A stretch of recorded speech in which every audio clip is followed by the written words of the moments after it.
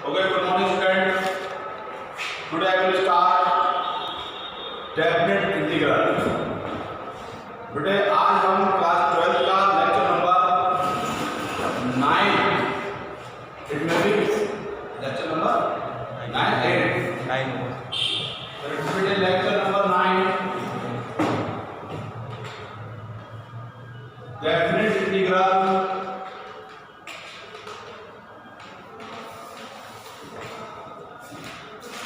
Start करते हैं। Definite integral means आपका बेटे अब इसमें एक बाउंड्री सेट होगी। एक आपको पता होगा, आप तो हम लोगों ने पढ़ा था, वो क्या था बेटे इनडेफिनेट इंटीग्रल। इसलिए हम वहां पे कांस्टेंट ऑफ इंटीग्रेशन सी लगाया करते थे। उसमें सी लगता था। यहाँ क्या है बेटे हमारा ये डेफिनेट इंटीग्रल, तो यहाँ पर आपको लिमिट फिक्स होगी कि हमें यहाँ से यहाँ तक ही जाना है। अब जैसे इसमें हम क्वेश्चंस करेंगे, क्वेश्चन के माध्यम से इसमें कोई डायरेक्ट फॉर्मूला नहीं है। आपका अगर हमारे पास कोई इंटीग्रल है बेटे f(x) dx और ये a to b, ठीक, और इसका इंटीग्रल आ रहा है, मान लो सपोज करो क्या आया gx। इंटीग्रेशन करके किसी फंक्शन का जो भी आया वो एक अगर दूसरा एक फंक्शन तो होगा और लिमिट दे रखी है बेटे a to b, सही है। तो हमारे पास होती है बेटे लिमिट रखने का तरीका अपर लिमिट माइनस लोअर लिमिट, बस, और इसका कोई फंडामेंटल नहीं है। अब इससे ही रिलेटेड आप लोग क्वेश्चन करते हैं अपने क्वेश्चन नंबर एक्सरसाइज 8.7.9 का क्वेश्चन नंबर 1 क्या है? 7.9 का एक्सरसाइज बेटा 7.9 क्वेश्चन नंबर 1 इंटीग्रेशन -1 उसके साथ -1 से लिमिट है x+1 dx, x+1 of dx। ये देखिए बहुत इजी और सिंपल छोटे क्वेश्चंस हैं। अब इंटीग्रेशन आपको करना आता है, इंटीग्रेशन कोई नया मेथड नहीं पढ़ना आपको, you know very well. Integration x से कितना होता है बच्चों? x का इंटीग्रेशन कितना होगा बेटे? 1 का क्या होता है? 1 का इंटीग्रेशन x, और ये लिमिट कितनी? -1 to +1। अब लिमिट बेटे अपर लिमिट माइनस, अब इसमें आपको रिप्लेस करना पड़ जाएगा। x की जगह एक बार करके हम +1 लिखा और माइनस के साइन के साथ अपर लिमिट माइनस लोअर लिमिट इसको बेटे आप करेंगे तो ये 1/2 +1 माइनस अपर लिमिट करके जब आपने x के ऊपर लगाया, देखो लोअर लिमिट के लिए आप क्या करेंगे बेटे -1 का स्क्वायर कितना हो जाएगा? -1 का स्क्वायर अपॉन 2 प्लस और x से कितना बेटा -1, ध्यान से सही लिख दिया नहीं लिखा प्लस। अब आपका इसको थोड़ा सिंपलीफाई करो, 1/2 प्लस 1 माइनस, इसको सॉल्व करेंगे तो 1/2 बेटा ये माइनस का, और प्लस सिंपलीफाई कर दो चाहो तो 1/2 प्लस 1 माइनस का 1/2 बेटा प्लस, तो 1/2 कैसे भी होगा? कितना आ गया? ये आप और तरीके से कैसे कर सकते हो? इसको अलग सॉल्व कर लो, उसको अलग सॉल्व करो। आया समझ? आया? और कोई question next second integration limit 2 अब इस टाइप का मतलब कोई ट्रिग्नोमेट्रिक वाला देखो, ट्रिग्नोमेट्रिक का इंटीग्रेशन आप तो करेंगे वो डायरेक्ट 4 वाला है, हैं 4 वाला। हां जो भी हो, इंटीग्रेशन 0 से 5 क्वेश्चन नंबर 4 लिमिट 0 से 5 upon 4 limit 0 to 5/4 sin 2x dx sin 2x dx। Is it clear? तो first of all you make the integration of sin 2x। तो sin x का इंटीग्रेशन कितना पड़ा आप लोगों ने? -cos x। Integration of sin x is -cos x। Clear है? sin 2x equal right here minus cos 2x upon ये formula होगा बेटा 0 to 5/4। Now you can make upper limit minus lower limit. अब बेटा देखिए ये माइनस है, मैं बाहर ले लूंगा, माइनस का 1/2 बाहर कर दीजिए बच्चों, -1/2 taking out of bracket and apply तो cos 2 into pi by 4, 2 into pi by 4 is actually pi by 4 minus cos 2 into beta 0 upon minus कर ले नहीं आ रही समझ में तो और फिर नेक्स्ट माइनस का 1/2 cos 2 pi by 4 means cos pi by 2 0 cos 90 को कितनी होती है cos 90 0 और e का हो जाएगा 2 into 0 cos 0 कितना होता है 1 अब इसके अंदर मल्टीप्लाई करो कितना आ जाएगा एक बार जब मान करोगे प्लीज नोट इसको बहुत तेज नोट करिए उसके बाद हम आगे देखते हैं मुझे एक बुक ले रहे हैं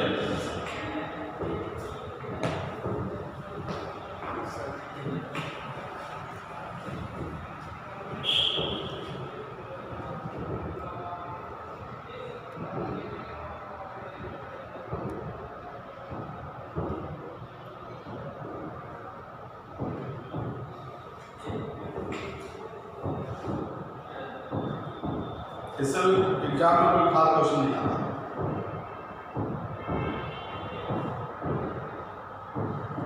इस चैप्टर का एक्सरसाइज 11 एक्सरसाइज 12 जरूरी सा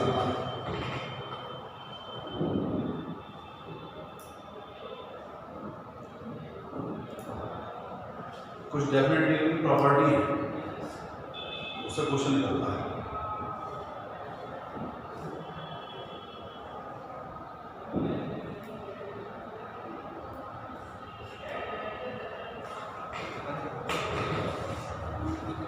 बेस्ट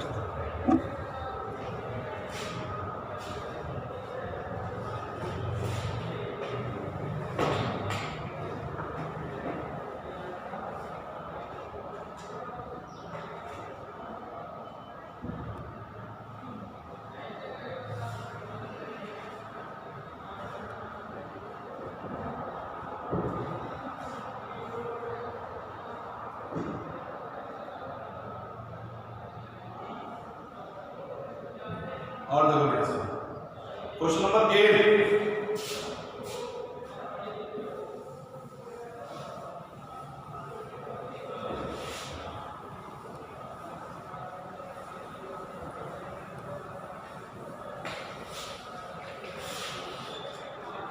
क्वेश्चन नंबर 8 है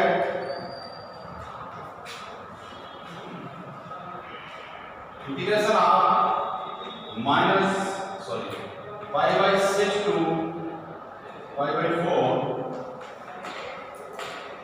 cosec x dx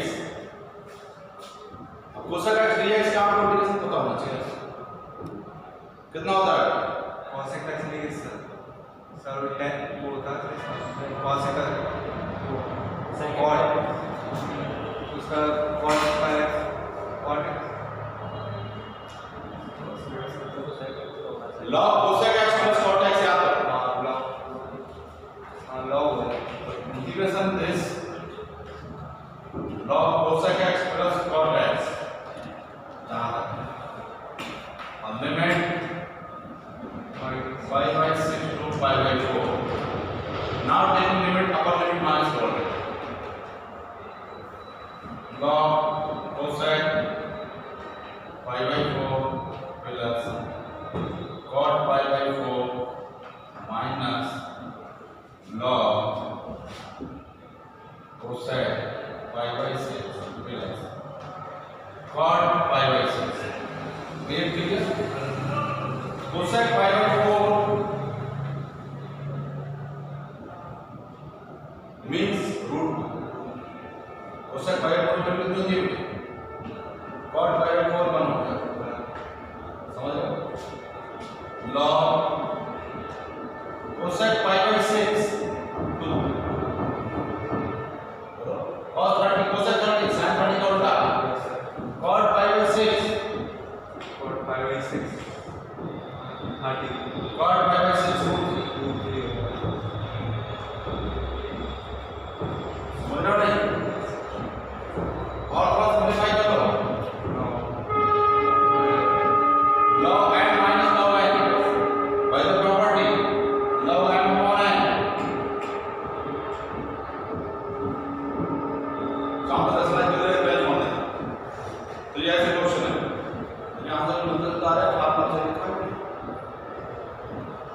बताइए इसका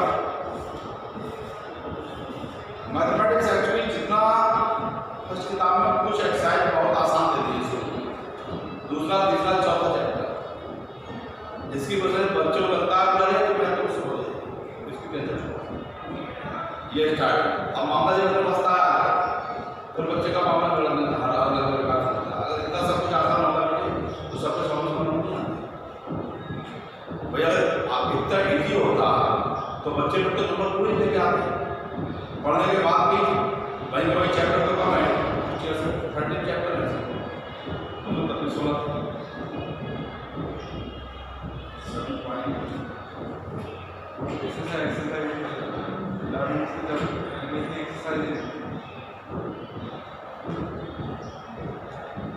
मामला ये है कि साइन यहाँ पर cosec x minus cot x सही है।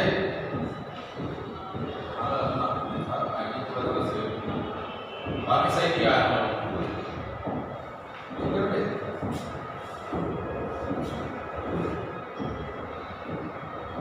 नोट होगा जल्दी देखो आगे इसमें यहाँ पर नोट करने में बोलेंगे ठीक है। थोड़ा सा डाउट हो गया माइनस का नेक्स्ट और अगर क्वेश्चन देखो तो इसकी क्वेश्चन सारे ऐसे हो जाएंगे आपसे।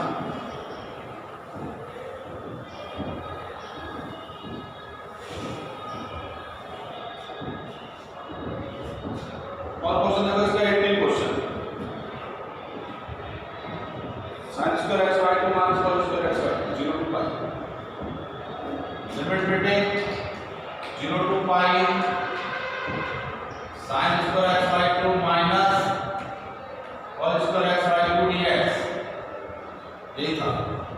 माइनस कॉमन लो बेटा ये हो जाएगा cos square x upon 2 minus समझ में आ रहा है या cos 2x हाफ एंगल में इसकी किसकी बनी cos x तो आपका जो बन गया बेटा माइनस 0 to pi ये क्या हो गया cos x by identity trigonometric identity ठीक है। cos x का यूनिट होता है बेटा माइनस तो चलिए यहाँ कितना हो गया sin x 0 to pi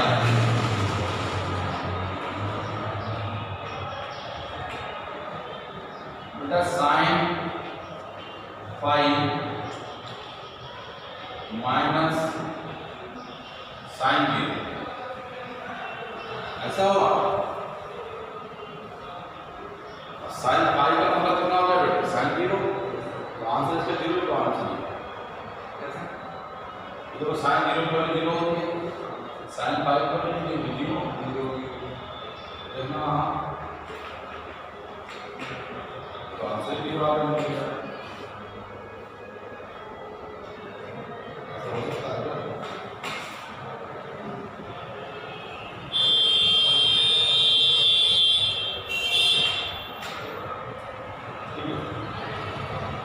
ठीक। तो ये बड़े टाइप के क्वेश्चन थे इसमें। अब इसमें एक और टाइप का क्वेश्चन है जो कि एक्सरसाइज कॉम्प्लीमेंट्री। अगर हमें कुछ ये तो डायरेक्ट वाले डायरेक्ट नहीं, अगर सपोज करो हमें सब्स्टिट्यूट करना पड़ता, कोई काम हमें से करना पड़ता सब्स्टिट्यूशन से, तो हम क्वेश्चंस कह सकते हैं। जैसे मान लो हमने क्वेश्चन जो आगे 7.2 7.3 तो फिर हमारा जो आंसर है वो कैसे आता है, तो इसके लिए क्वेश्चन आप देखिए ऐसा 7.10 लिमिट चेंज कैसे 7.10 से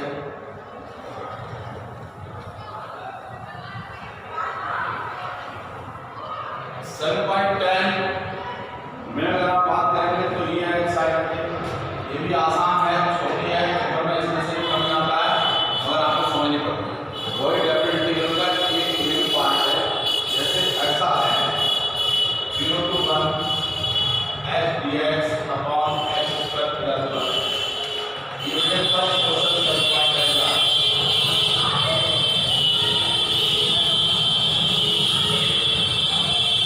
अब बेटा देखिएगा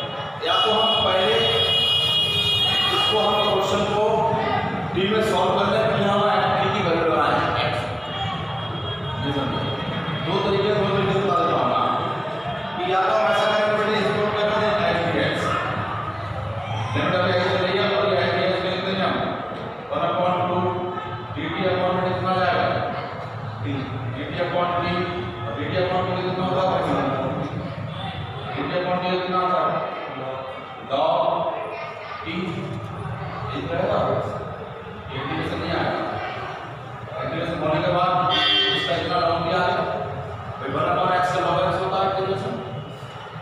अब यहाँ पर आप सोचो कि बेटे मैं डायरेक्ट लिमिट लगा दूं तो आपका आंसर चला जाएगा क्योंकि आपने लिमिट किसकी की है x से हमसे हमारा क्वेश्चन ट्रांसफर हो गया t या तो लिमिट भी हमारे टेबल में ट्रांसफर हो या फाइनल आंसर निकालने के बाद t की वैल्यू लगाओ।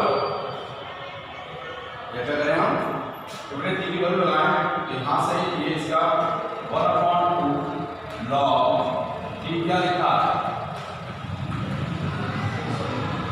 ऐसे तो करते थे नहीं ऐसा ठीक है और लिमिट भी 0 to 1 तो अब आप लिमिट लगाएंगे यहां पर 1/2 बेटे अब क्या x लगा दें तो लॉग हो जाएगा 1 का स्क्वायर 1 प्लस 1 माइनस log ये क्या है 0 और प्लस log कितना आ गया log पर log बन जाएगा log पर 0 होती है log 1 ऑलवेज 0 तो 0 हो गया तो ये हो जाएगा अपने 1/2 log 2 आंसर। ये एक मेथड हुआ। अगर हम इसी को दूसरे मेथड से करें बेटे तो यहां से हमारा जहां हमने t लिया था लिमिट भी चेंज हो जाएगी लिमिट भी चेंज होती है तो इस सवाल को नहीं अगले सवाल में लिमिट चेंज होता है ठीक है। तो इसको नोट करना चाह रहा था तो इसको आगे बढ़े नेक्स्ट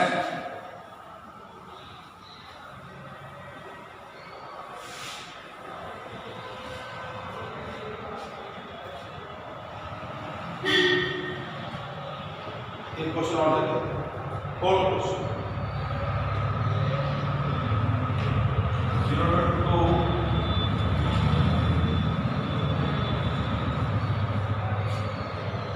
अच्छा क्वेश्चन है पेपर में आया हुआ तो बेटा देखिए इसको सबसे पहले इंटीग्रेट करेंगे तो 2 वालों की मान की that x plus 2 equals to t बेटा रूट हट जाएगा तो स्क्वायर आ जाएगा ऑन स्क्वायर तो x plus 2 equals to कितना बच्चों या you can get x equals to t square minus 2 या dx equals to बेटा 2t dt आ गया 2t dt हो गया। अब बेटे आप लोग लिमिट चेंज करनी है dx से 2t dt कर सकते हो। अब मैंने आप लोग गलत बैठे तो क्या है जब लिमिट भी कन्वर्ट कर दो बेटे हाँ अगर आप x को एक बार लिख लो या if x equals to 0 t की वैल्यू तेरी किस पर रखते हैं यहाँ इसमें मतलब यहाँ रखते हैं तो बेटे आप लोग समझ आ गया यहाँ 0 रखो प्लस t की वैल्यू कितनी आ गई और x की बात करो तो if x equals to 2 यहीं रखो कितना जाएगा तो t कितना आ जाएगा अंडर रूट 4 रखो तो t पर लिमिट देखी जा रही है कितनी जा रही है रूट 2 से लेकर नहीं है 0 रखा तो स्क्वायर है 0 के रूट 2 तो अब आपके लिमिट हो गई बेटे अंडर रूट 2 अब मामला सब ठीक हो जा रहा है इस x की जगह लिखा t स्क्वायर माइनस 2 और हम इस जगह लिखा t और इसकी जगह लिखा dx 2t dt in place of dx 2 बाहर एंड t dt इस हिसाब से इसको बेटे जब आप सॉल्व करोगे तो 2 d into t square multiplied by t square then you have 2t to the power 4 and 2t square and dt समझ में आया 2 into t to the power 5 upon 5 minus 2t to the power कितना cube 2t to the power 3 and upon 3 और 2। कोई problem? आपको यहाँ पर T में हम लिमिट निकाल चुके हैं, समझ में आ गया? और टी में निकाल चुके हैं बेटे, तो अब आप टी में ही लिमिट लगा देंगे, अपर लिमिट माइनस लोअर। तो 2 तो बाहर रहेगा ही, एक बार लिमिट क्या है 2 की पावर अपॉन का माइनस 2 की पावर 3 अपॉन एक बार माइनस लोअर लिमिट कौन है? अब टी क्या है √2 उसकी power 5 upon 5 minus 2 √2 to the power 3 upon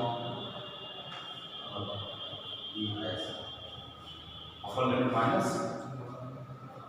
इसको सिंप्लीफाई आपको करना है, तो और बेटे से सॉल्व करो। अगर ये समझ में आ गया तो कर दो इतने हमारे पास। तो डेफिनेट इंटीग्रल का ये सीन चल रहा है 2 into 2 to the power 5 is 32 upon 5 minus 2 to the power 3 and 1 4 16 upon 3. Is it clear? Now √2 to the power 5 का मीन्स कितना होगा? 16 upon 2 यानी 4 √2 यानी हाँ 4√2 बेटा minus 4√2 upon and minus minus ये 4√2 प्लस ये 2 2 2 3 4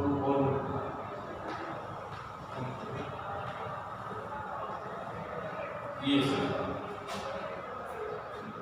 आप बेटे इसको √2 वाले वाला सॉल्व कर लेंगे, इसको अलग सॉल्व कर लेंगे, क्यों? या इनका ऐसे साथ एक साथ तो ऐसे कितना आ गया 50 5 3 96 3 5 का और 5 8 माइनस 5 3 या 3 4 या 12 बोलो एंड बेटा प्लस 3 5 का और 5 4 का कोई दिक्कत नहीं आ रही है? सही है नहीं है? आगे से 90 और ये कितना हो जाएगा 60 20 ये प्लस का 8 √2 अपॉन 8 कॉमन ले लो हो जाएगा 60 2 प्लस √2। ठीक है, कहीं कैलकुलेशन मिस्टेक नहीं होगी तो यहाँ पे होना चाहिए, अदरवाइज एक बार और चेक कर लेना। हाँ कैलकुलेशन इस हिसाब से डेफिनेट इंटीग्रल का सी